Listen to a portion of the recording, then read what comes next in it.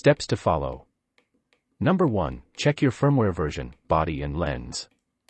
Number 2. Download the latest firmware available from link, for the body and lens, if applicable. Number 3. Format a SD card and copy the downloaded firmware, body or lens, onto this card. Number 4. Insert the SD card with the newest firmware file copied, body or lens. Number 5. Press play button to begin update process. Number 6. Verify that the update is correct by choosing yes. Number 7. Do not touch any buttons while in process. Number 8. That's it. Enjoy.